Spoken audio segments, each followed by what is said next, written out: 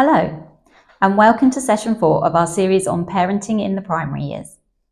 In each session, we cover topics which are relevant to parenting children of all ages, but with a particular focus on children aged 5 to 11. In this session, we will be looking at discipline, setting loving limits, why it's so hard to set boundaries, what loving discipline is and what it is not, different parenting styles, keys to positive parenting and giving choices. So what is discipline? What comes to mind when you think of the word discipline? Many people might have confused or negative feelings about discipline, perhaps as a result of experiences in their own childhood. The word discipline finds its root in the word disciple, which means followers or students. It is about training or teaching them in a certain craft or following a particular code of conduct or set of rules. One of our responsibilities as parents is to train and teach our children so that they learn self-control and are able to recognise acceptable limits and behaviour. So, while some of you may have thought about punishments in relation to discipline, the main focus should actually be on training or teaching. All children will ask, how far can I go when it comes to behaviour and actions? As parents, it is our responsibility, alongside school and society, to provide an answer. It's not just about stopping them from hurting themselves or others. Knowing there is a limit on how far they can go helps children to feel secure. So, why are boundaries so important? They teach children to respect other people and their property. They teach self-control, acceptable limits. They help children to grow into responsible adults, provide security and keep children safe. Why is it so hard to set boundaries? Having noted all the above, boundaries are certainly a very necessary and useful part of parenting, but that doesn't mean it's easy to set them or stick to them. As we've mentioned before, family life is busy, and it's not easy to spend the time and effort needed to both set and maintain boundaries.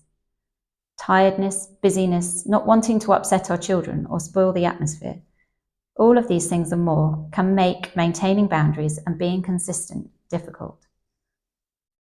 Other things that might affect how we set and maintain boundaries might include how we were treated as a child, a lack of confidence or support, feeling it's just too much hassle, feeling confused about what is right, disagreeing with your partner about what is important or right, peer pressure, and if you have more than one child, what works for one may not work for the others. Despite all of this and how we feel about discipline, it is vital that we give our children the security of having boundaries.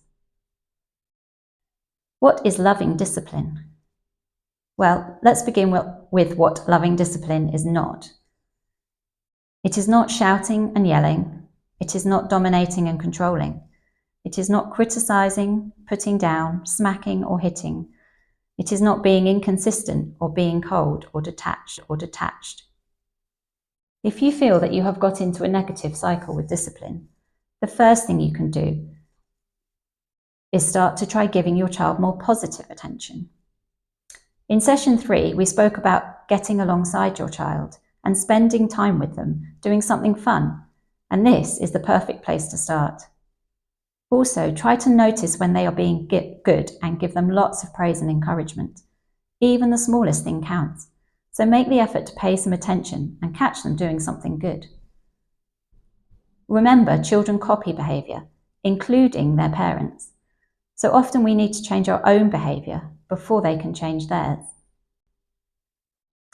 We began with what loving discipline is not, so let's talk about what it definitely is. It's training. Loving discipline is about teaching our children to choose the right thing to do in a situation and to be responsible for their decisions and actions. It's leading by example. Parents need to be more like leaders than friends. It's about consistency. We need to follow through on what we say. This brings security and ensures our children know what to expect and don't live in fear of inconsistent reactions. it needs to be age appropriate. It's important to set boundaries according to our child's age and maturity level. Let's look now at 3 recognised styles of parenting: authoritarian, permissive, and assertive. An authoritarian parent might be thought of as a do as you're told and don't argue kind of parent. Authoritarian parents tend to be bossy and controlling, having strict ideas about discipline and behaviour that are not open to discussion. This can sometimes be appropriate, but being like this all the time can cause resentment and power struggles, and may even lead to lack of true relationship between parent and child. Children may be compliant and do as they are told, but do it out of fear. This could end up with them being rebellious and defiant as time goes on. Things that an authoritarian parent might say are, "Eat your dinner or else." "Don't talk to me like that ever again." "No, you can't put the TV on." In contrast, a permissive parent might be thought of as a do whatever you want parent. Permissive parents have very relaxed ideas about behaviour and discipline. They tend to find it difficult to set boundaries and may not even see the need for them.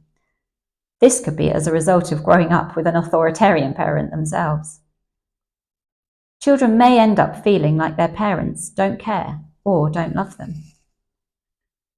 A permissive parent might say, "My son plays outside after school and comes in when he wants. I'm not too bothered as long as he's happy." Or, "My daughter doesn't have a fixed bedtime. She falls asleep on the sofa with us watching TV, and we just take her up to bed when we go." Then we come to an assertive parent, who might say, "Yes, you can do that if," or "No, you can't do that because." Assertive parents are willing to explain and discuss discipline and boundaries with their children, and also to adapt if necessary.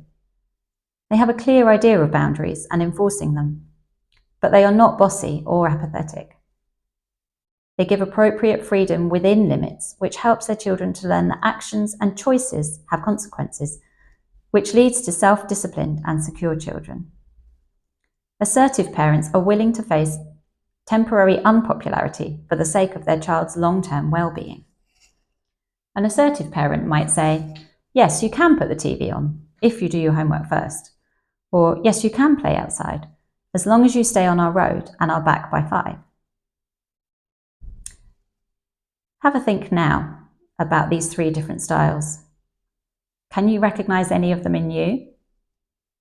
Are you one particular one or a mixture depending on the time, day, or situation?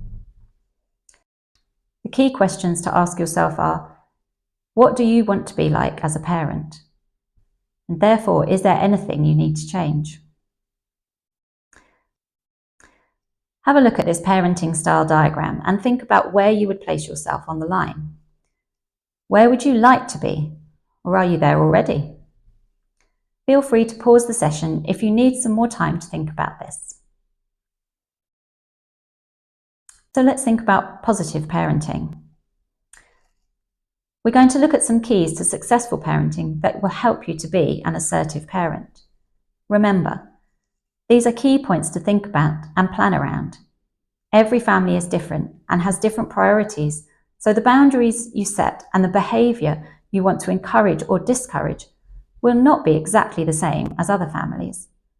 There is no right or wrong, but what is best for your family and your situation.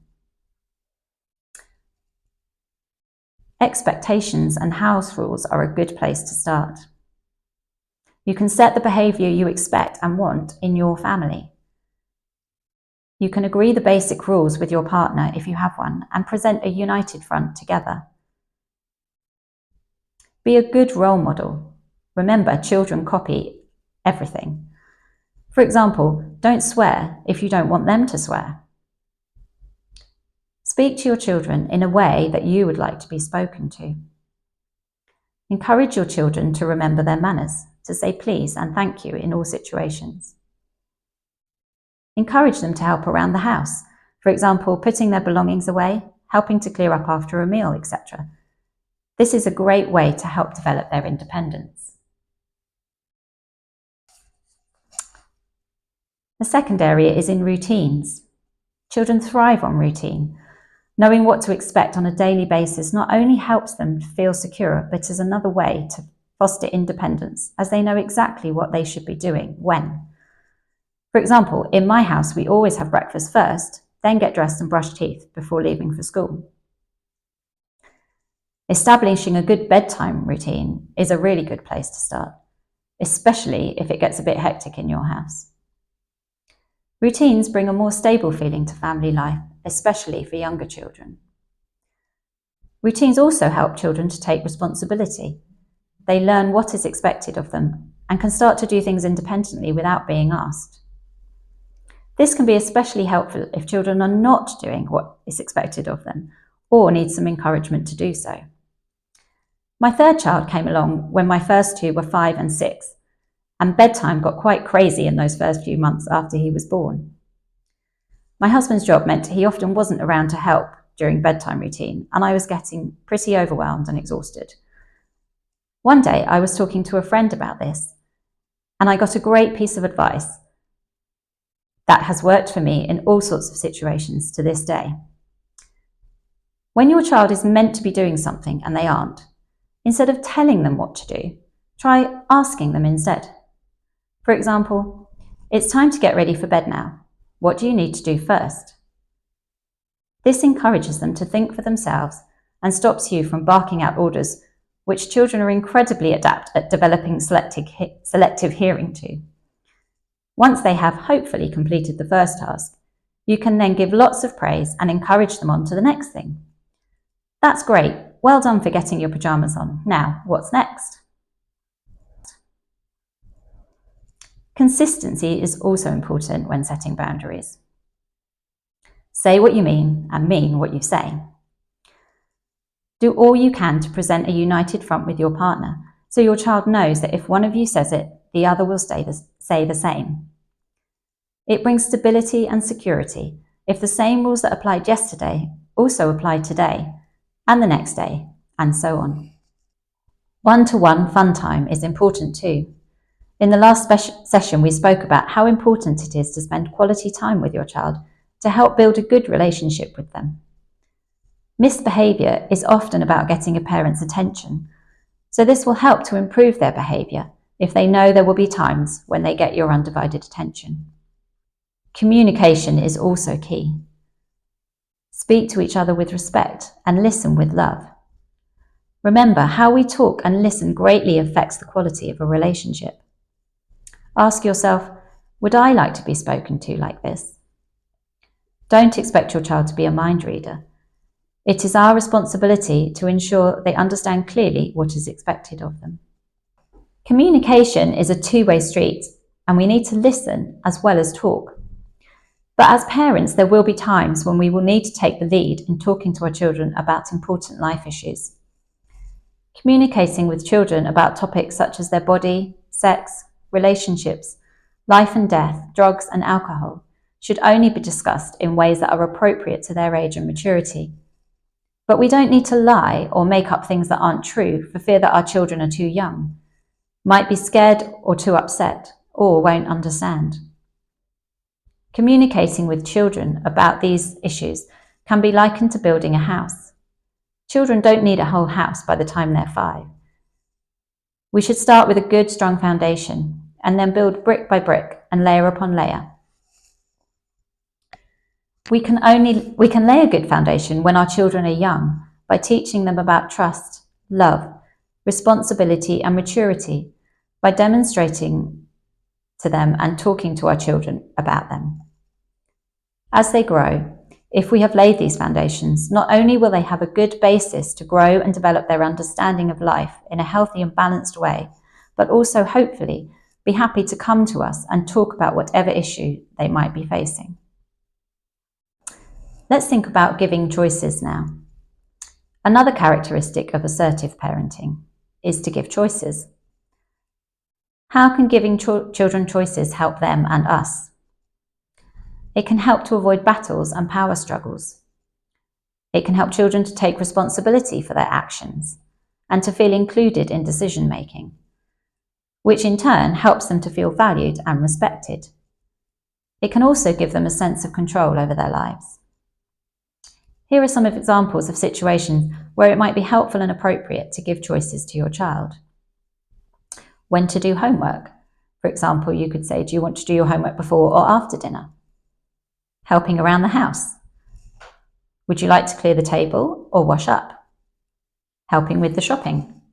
Would you like to push the trolley or find the things that we need? Giving choices is a helpful way to give children responsibility. It can also help to highlight that choices have consequences. For example, choosing to help with jobs around the house might mean a positive consequence, such as pocket money or a treat. Alternatively, a poor choice, such as consistently breaking a house rule, might result in a negative consequence, such as a loss of screen time or missing out on an outing. The fact that we have choices and that choices have consequences is a valuable lesson for children to learn. So let's think about what we have thought about today. We have thought about what discipline means, that it is mainly about training and teaching. We have considered the importance of setting loving limits and boundaries for children. We have explored the reasons why it can be hard to set boundaries and thought about the influences that have affected how we parent. We have looked at different styles of parenting, authoritarian, permissive, and assertive, and we have considered what style of parenting we most relate to and thought about how we would like to parent our children. We have looked at keys to positive parenting and at the value of giving choices. In our next session, we will be looking at keeping our children safe. See you then.